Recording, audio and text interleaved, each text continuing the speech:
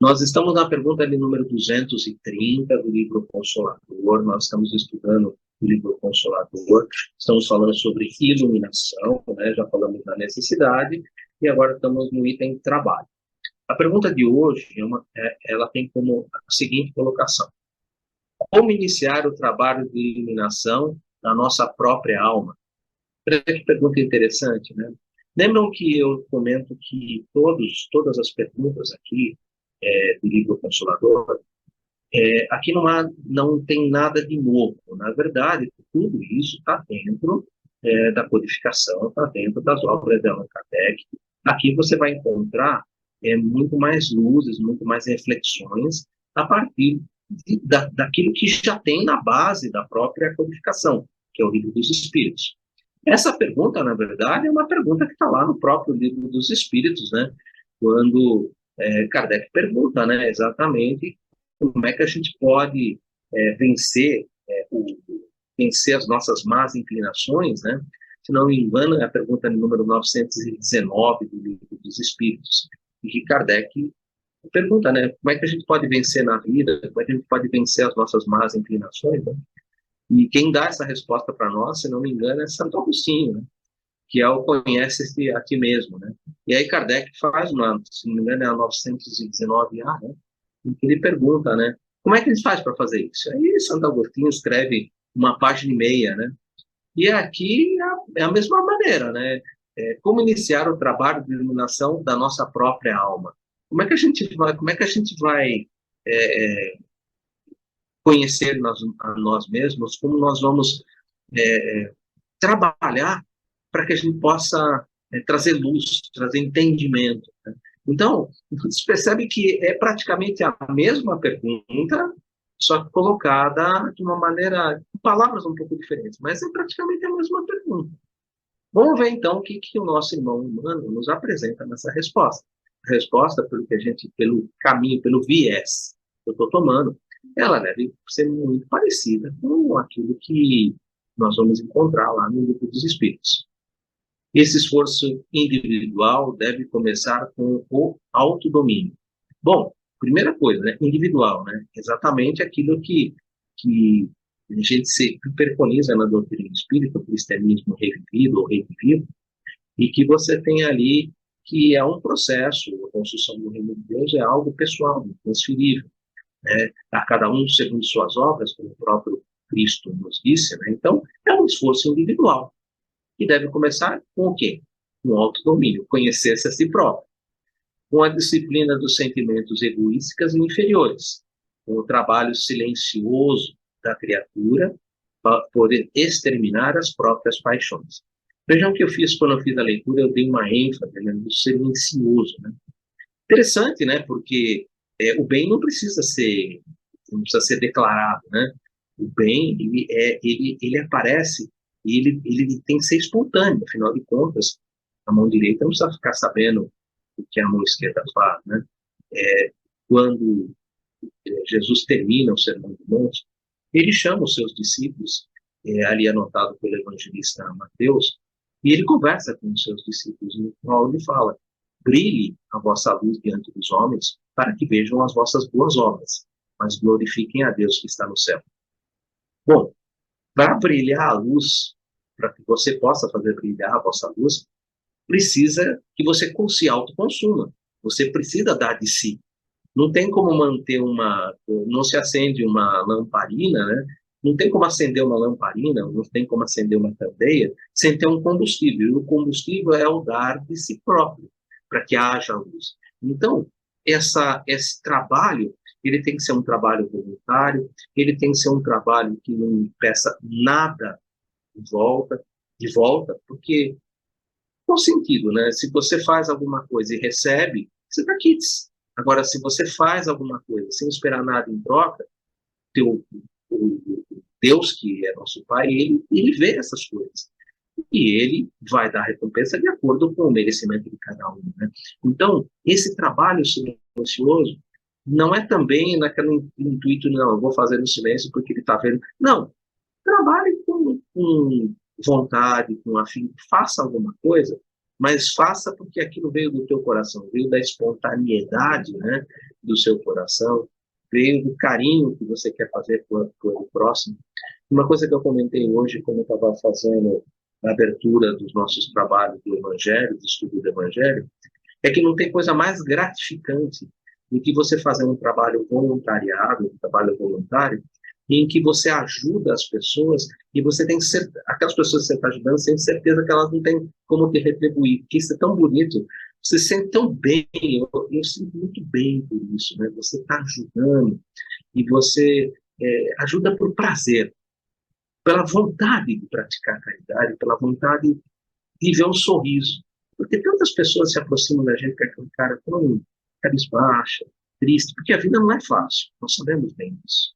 Ela é cheia de problemas, cheia de circunstâncias, cheia de privações.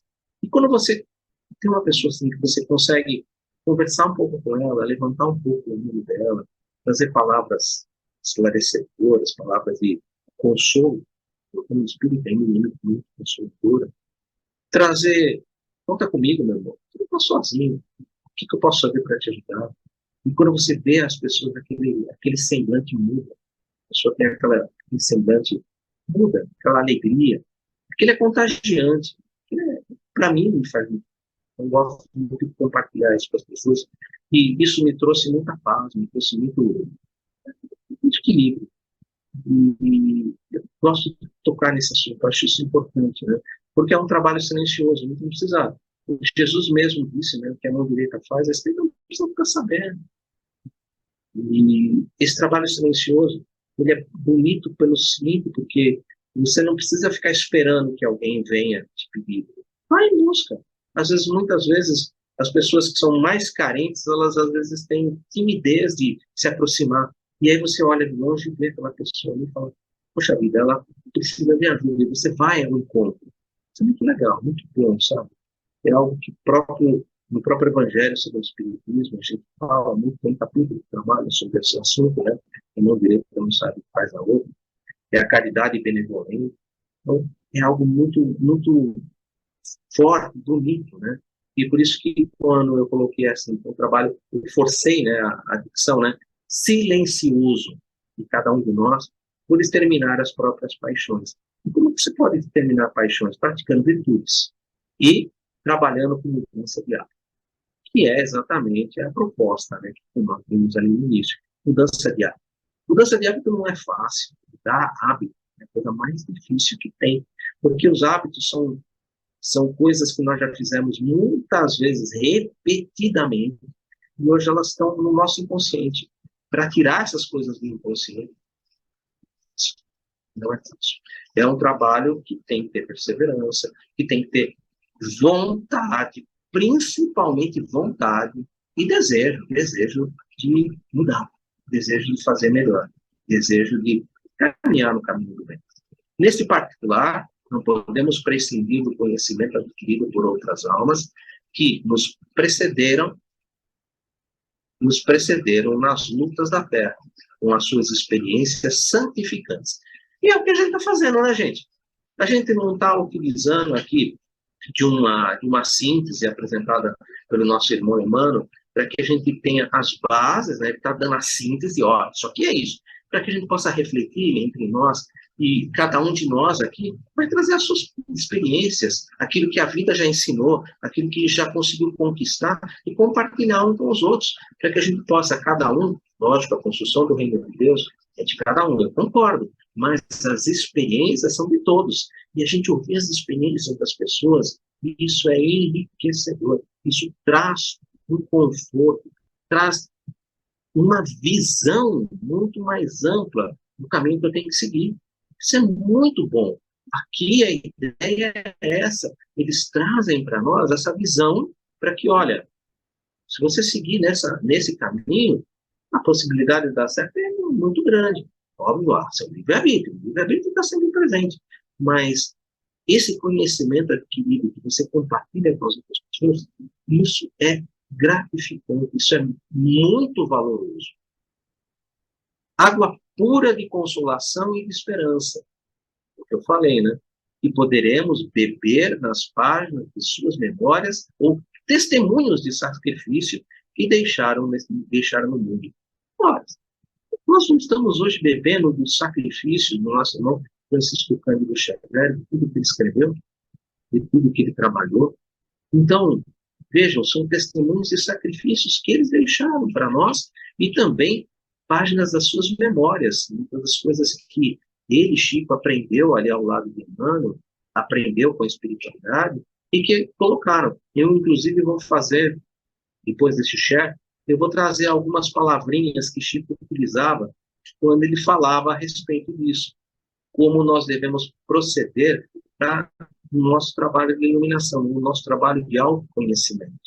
Então, eu pesquei por aí em algumas obras e eu trouxe algumas coisas que eu vou compartilhar com vocês, para a gente ter um pouco mais de luz desse aspecto, quando ele coloca sobre páginas e suas memórias. Todavia, opa, temos aqui uma conjunção adversativa. Vai mudar um pouco a história, né? O conhecimento é forte amiga que nos conduzirá aos raciocínios mais puros. Ótimo, com certeza, mas só isso não basta, né? Porquanto a reforma íntima, do nosso íntimo, é indispensável o golpe da ação própria. Vontade, desejo, percebem? Que só o conhecimento não basta. Ele é a porta amiga, mas para você adentrar a isso, você precisa de golpes. Lembra que eu falei? Hábitos são coisas que foram repetidas muitas vezes e que estão no inconsciente. Então, se você deixar só o inconsciente te conduzir, você vai fazer sempre as mesmas coisas e o resultado vai ser sempre o mesmo. E para você mudar, às vezes você precisa dar golpes mesmo no seu inconsciente. Opa, peraí, eu não vou fazer isso porque eu já sei o resultado. Eu vou fazer diferente. E aí, isso requer vontade, esforço, determinação, coerência, reflexão, tudo é importantíssimo, né? No sentido de modelarmos o nosso santuário interior. Modelarmos aqui no sentido de edificar, né? Porque o reino de Deus é uma edificação, ele vai sendo construído, né? Então, ele vai sendo, é um santuário interno residente no coração. Por que eu falo sempre residente no coração? Algumas pessoas já até me perguntaram. Porque na ideia judaico-cristã, o coração é sede de sentimentos e pensamentos. Não se desassocia na ideia judaico-cristã o coração apenas como sede de sentimento. Ele é sentimento e pensamento. Por isso que eu uso muito esse termo, construção do reino de Deus, no coração das pessoas. Porque eu uso essa ideia judaico-cristã. Como há um tempo houve uma pergunta a respeito disso no próprio internet, eu vou aproveitar para colocar isso. Eu uso esse termo exatamente por essa ideia judaico-cristã que você tem, inclusive, lá do Shema. Quando você coloca lá, ouve, ó Israel, o Senhor nosso Deus é um, amarás ao Senhor teu Deus de todo o coração ali está no sentido de sentimento e pensamento. Não se desassocia sentimento e pensamento. Sentimento e pensamento produzem, na prática do bem, ou seja, não é só sentir, mas também pensar no bem, porque às vezes a gente sente fazer alguma coisa, mas não vou fazer agora, ou vou fazer depois, ou não vou fazer porque eu não confio nessa pessoa. Está vendo como o pensamento distorce? Então, sentimentos e pensamentos no bem, sempre ligados ao bem, produz a pureza de coração. Bem-aventurados os puros de coração, porque verão a Deus. Pensamentos e sentimentos sempre vinculados ao bem. Fechando esse parênteses e voltando, aproveitando para esclarecer a pergunta da internet, na sagrada iluminação da vida. A iluminação da vida é a construção que a gente está fazendo. Bom, o que eu gostaria de comentar a respeito dessa passagem é isso. Eu queria compartilhar um outro share que eu falei para vocês, que é referente a algumas passagens que eu encontrei de Chico na internet e que falam, na internet mesmo, tá, gente? Eu fiz algumas pesquisas que foram via internet e que trouxeram para nós. Frases atribuídas a Francisco Cândido Xavier referentes à educação dos sentimentos. Executar alegremente as próprias obrigações. Perfeita, né? Silenciar diante da ofensa. Esquecer o favor prestado. Afinal de contas, a mão esquerda não precisa ficar fazendo, saber o que a mão direita está fazendo. Exonerar os amigos de qualquer gentileza para conosco. Óbvio, se eles estão ali, de alguma maneira, trazendo alguma gentileza, ou você já recebeu o seu quinhão. Entendeu? Então,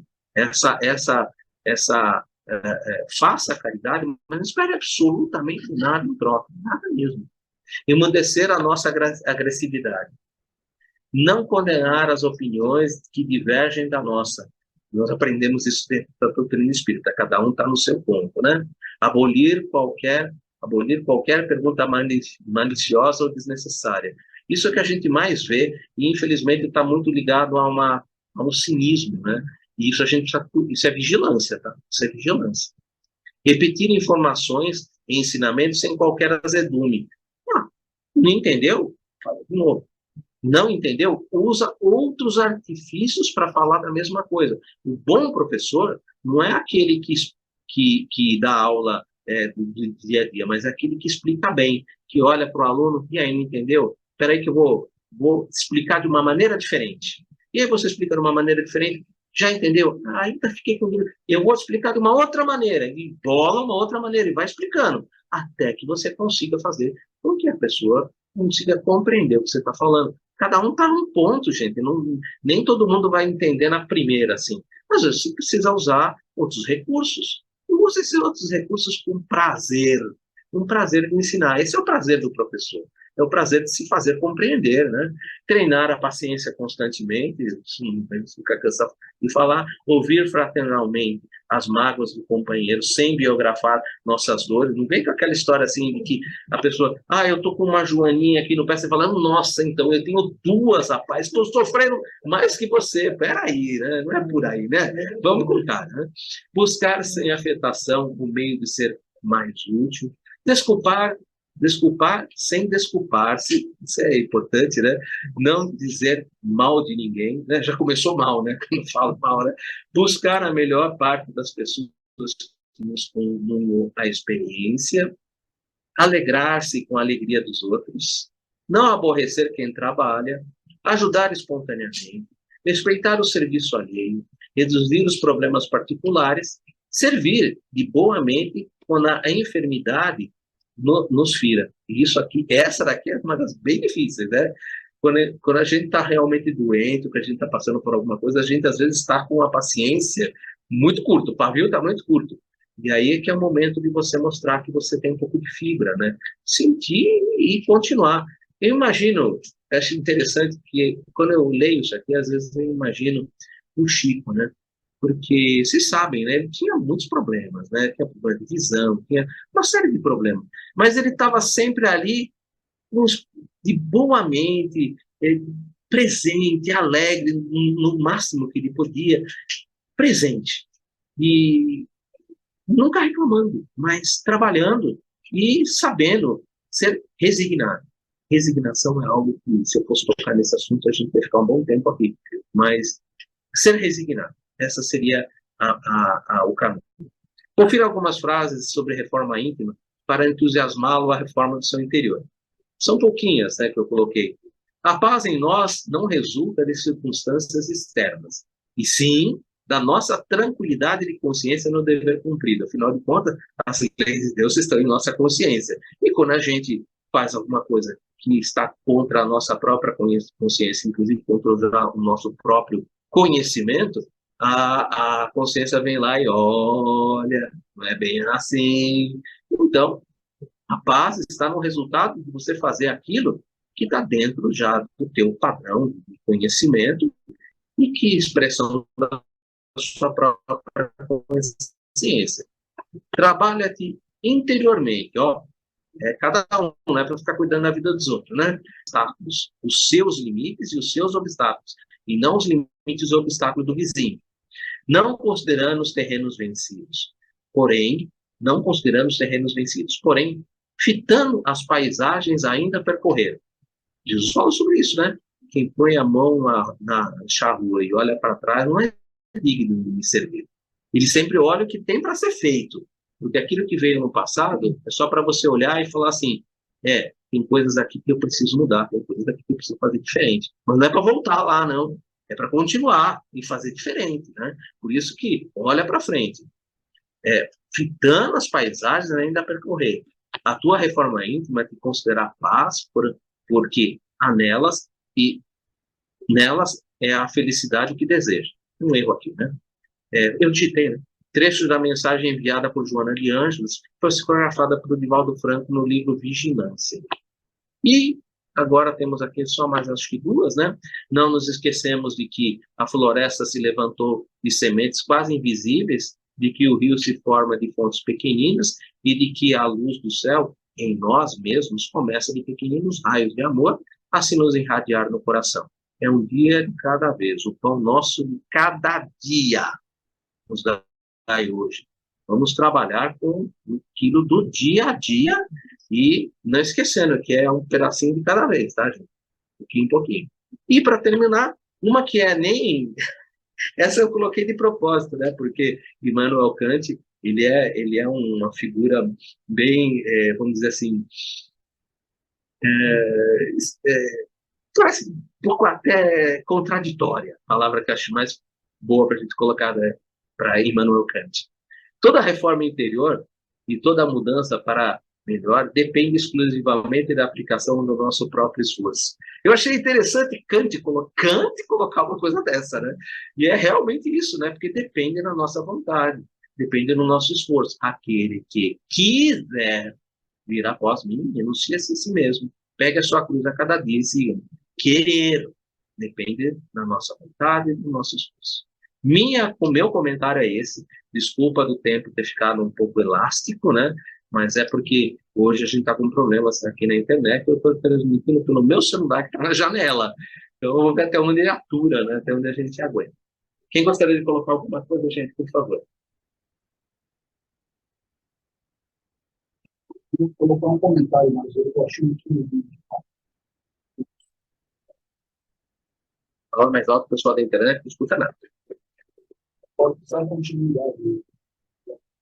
Existe alguma livro dos Espíritos? Passando a 919, o 919 é conhece-se a ti mesmo. capítulo.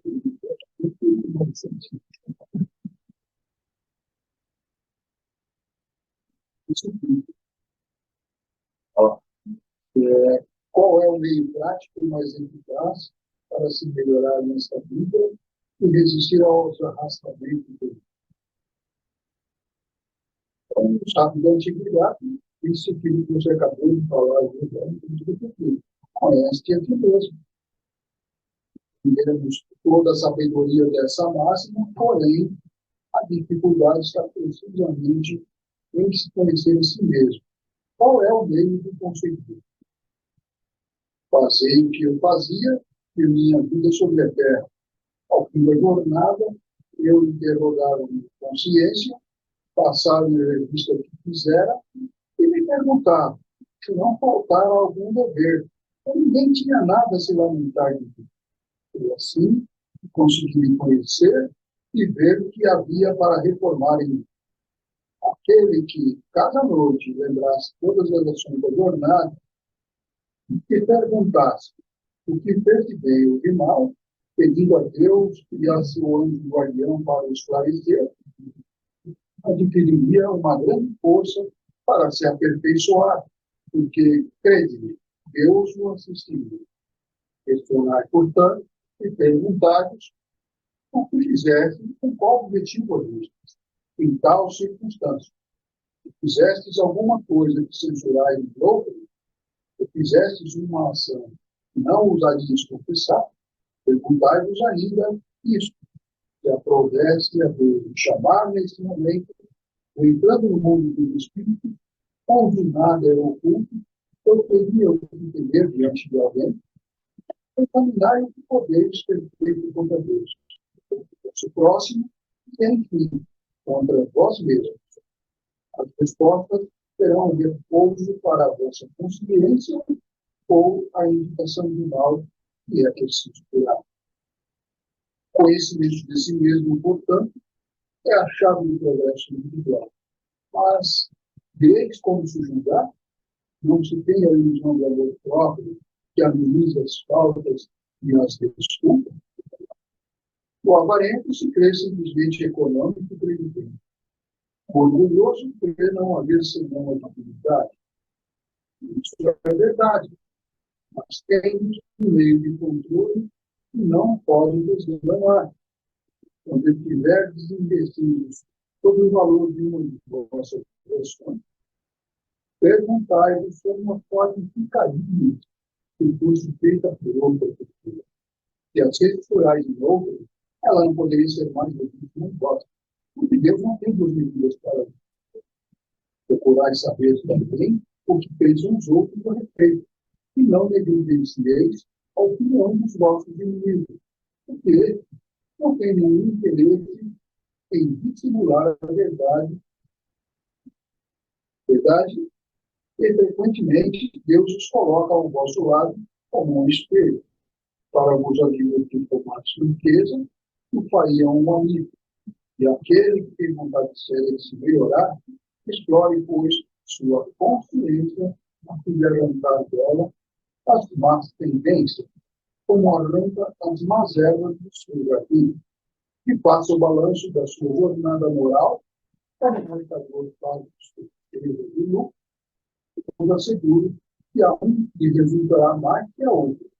Se ele puder dizer que sua jornada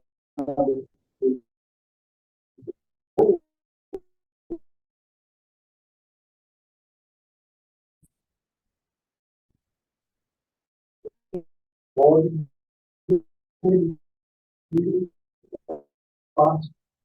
e esperar sem eles.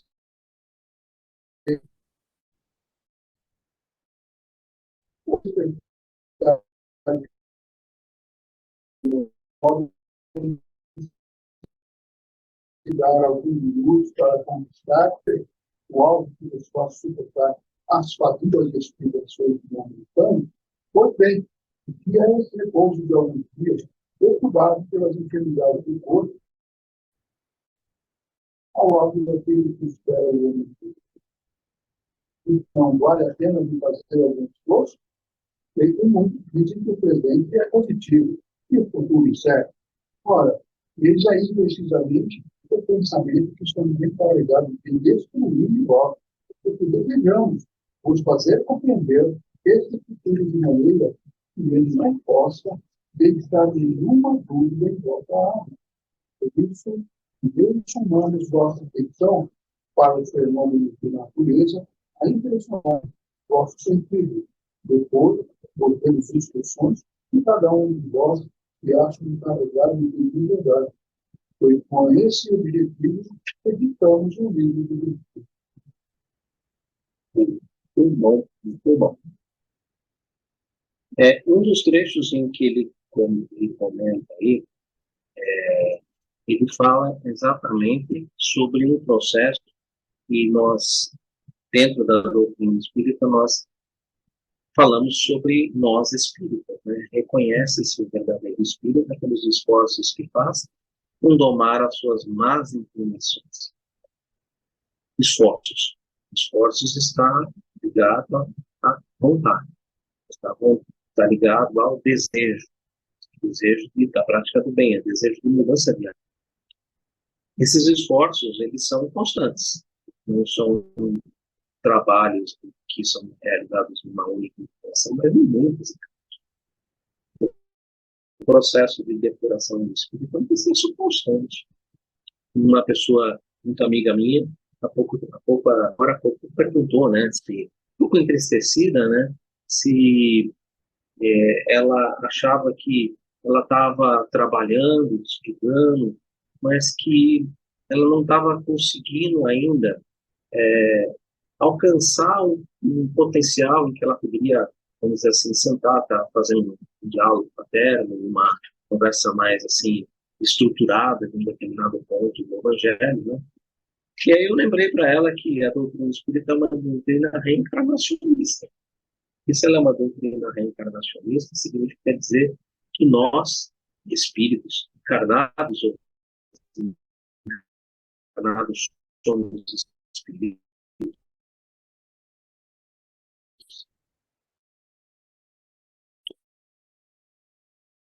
somos imortais. E que todo o aprendizado que nós fazemos verdadeiro, é verdade.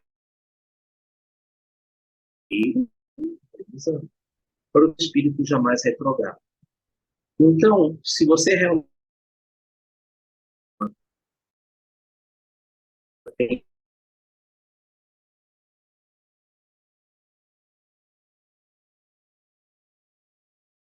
você possa ser mais livre. Não. Se não deu para não deu para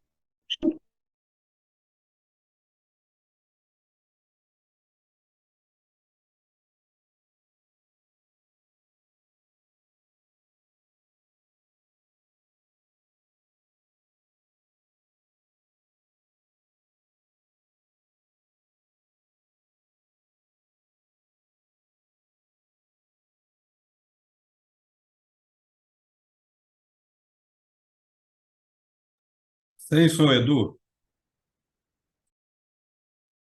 voltamos. Desculpa.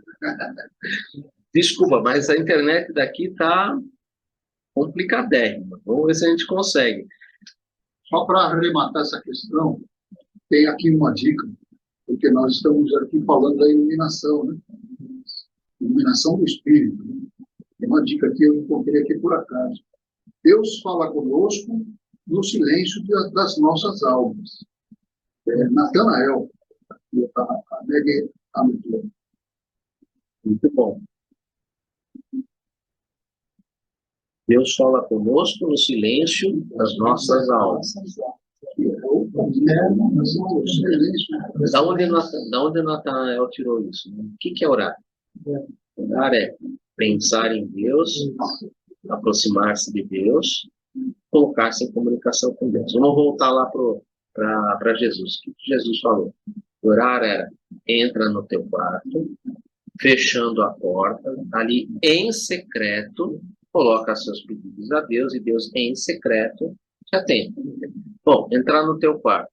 É quarto interno, quarto íntimo. Lembra que na época de Jesus as casas não tinham nem quarto, né? Era um cômodo só e se separava com cortina quando era uma casa mais, vamos dizer assim, de alguém que tinha um pouco mais de dinheiro. Senão, exatamente. Então era uma coisa só. Então, entrar no seu quarto é entrar dentro de si próprio. Ali, fechando a porta, significa, não importa aquelas coisas no dia a dia, deixa as coisas do lado de fora, porque agora é você e Deus.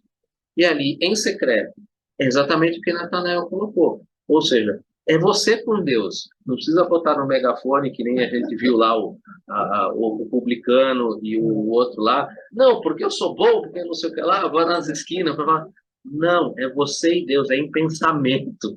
É em pensamento, em secreto, quer dizer, não é para contar para todo mundo que está ali em volta da casa, né, que você está conversando, é você com Deus em pensamento. Afinal de contas, a comunicação é com pensamento.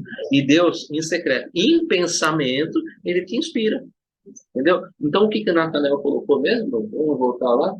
Deus fala conosco no silêncio das nossas almas. No silêncio dos nossos pensamentos. Pensamentos que a gente coloca. Faz silêncio que ele fala com você. Exatamente. Olha. Cala o teu pensamento.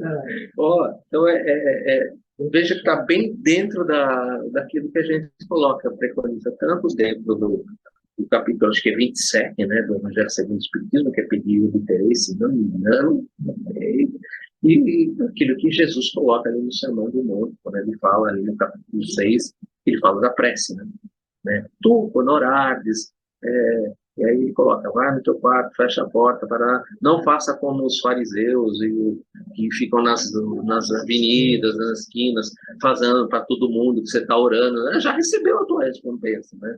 Então, essa é a colocação, é você e Deus, é muito bom isso aí. E aí, gente? Samuel, achou alguma coisa importante para compartilhar com a gente? Dulce, Sati? A Rosana teve que sair. Eu não sei, como caiu a internet, eu não consegui mais contato. Ela disse que ia socorrer o filho lá, mas que não tem problema não, tá tudo tranquilo, né? Dá um help lá pro filho. Tá certo. Em primeiro lugar é família. A pergunta é, nós estamos no trabalho de iluminação, no item trabalho, né? E a pergunta fala, trabalho de iluminação, nossa própria iluminação própria. Primeiro parágrafo, o Emmanuel coloca 3 ações para que nós consigamos essa iluminação, que é o autodomínio, a disciplina e trabalho silencioso. Ele coloca esses 3 itens. Olha, me fazer meu trabalho de autoiluminação é necessário que eu tenha começar no autoconhecimento de nós mesmos, foi colocado por você, né, Edu? A pergunta 919, e o Francesco fez ela na íntegra para nós, e a disciplina dos sentimentos egoísticos inferiores. E depois ele trabalha o trabalho silencioso da criatura.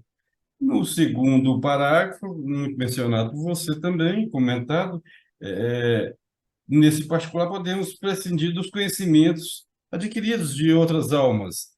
Bom, de outras almas e de nossas almas, a nossa própria alma mesmo, de reencarnações pregressas, de aprendizados que nós fomos também adquirindo com o tempo, de quantas vezes nós estivemos aqui nesse mundo buscando esse autobulhamento.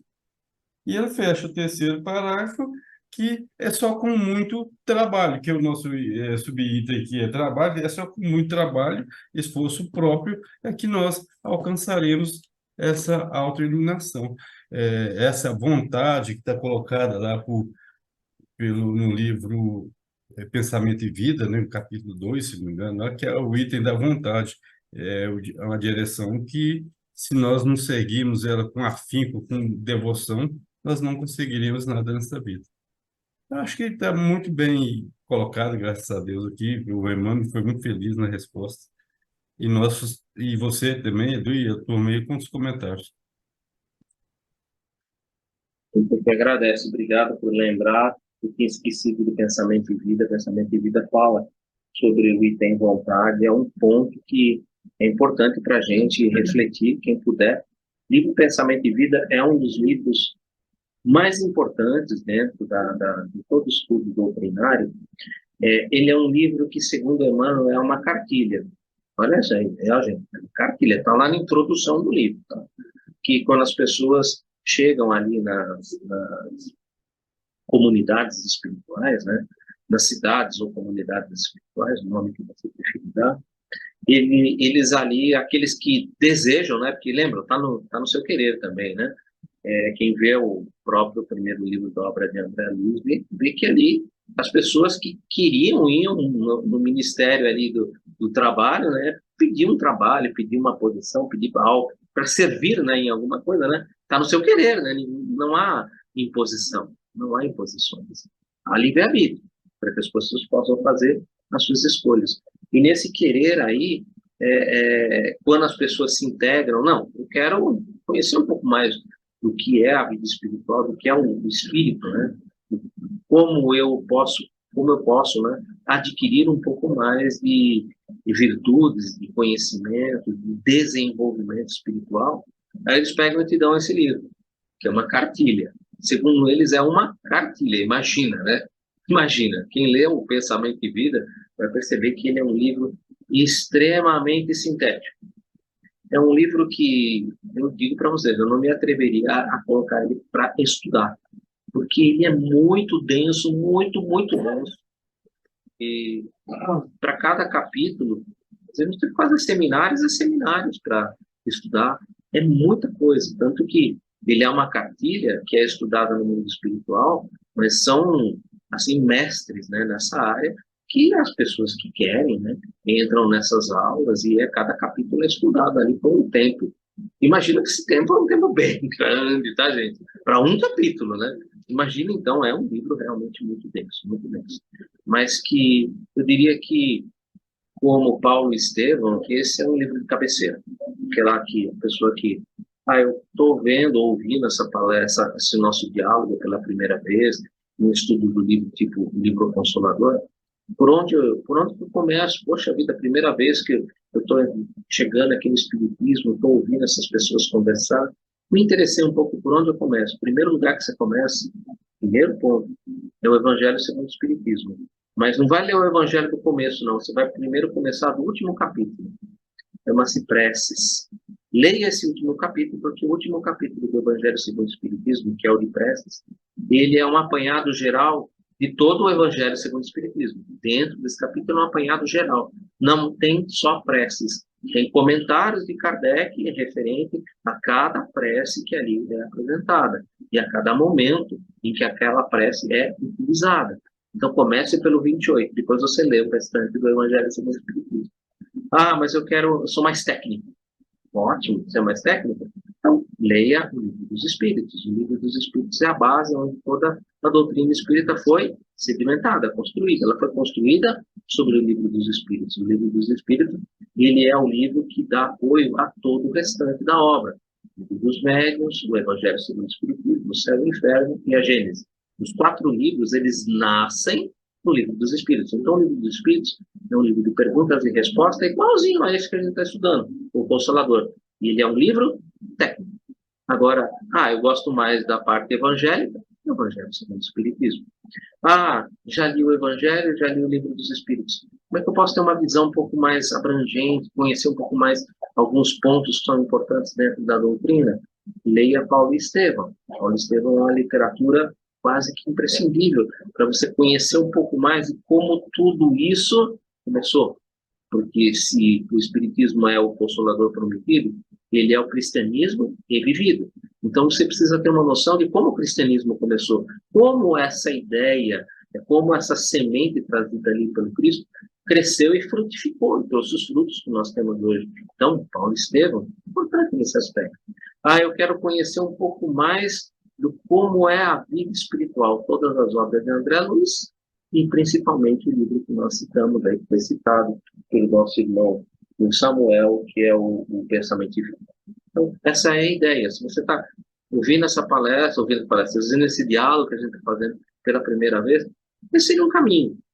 Tem outros? Nossa, tem muitos outros. Você gosta de romances? Tem tantos romances espíritas bons, começando com Há 2000 anos. 2000 anos é um romance espírita muito bom, dá para a gente começar. Francisco de Assis, por Miramês, é também um livro muito bom que você pode ler. São livros que são, vamos dizer assim, dão para você eu não gosto de livro técnico, eu não gosto de livro evangélico que trata de pontos específicos, eu quero ouvir uma história. As histórias, principalmente, que ali são retratadas pelas encarnações de Emmanuel, que é o Há 2000 anos, 50 anos depois, Ave Cristo e Renúncia e Ave Cristo, ao contrário, Renúncia e Ave Cristo. São 4 livros, tem um quinto que eu não lembro agora, alguém depois vai lembrar, que fazem parte dos conjuntos das obras de Emmanuel, que são livros que ali são romances. Então, se você gosta de romances, esse é um caminho também muito interessante, porque dentro do romance, da vida dessas pessoas, você vai compreender melhor o que é a proposta de Jesus, o que é a proposta de Cristo, e o que é a proposta espírita, que é a proposta de Jesus. Então, essa é a ideia. Aproveitar esses últimos 5 minutos que a gente tinha, para deixar isso na gravação, que eu acho interessante, que às vezes as pessoas, muitas vezes, pessoas estão ali pela internet, procurando ouvir alguma coisa, uma conversa consoladora, um estudo e tal, e estão no comecinho, conheceram o Espiritismo que ouviram dizer, ouviram um amigo comentando, e estão ouvindo. Esse é um caminho. Tem outros? Tem muitos outros, mas esse é um caminho que eu digo que é aquela, que nem na escola, pra gente, no meu tempo, né, que tinha aquela cartilha, o caminho suave. Esse é o caminho suave, tá, gente?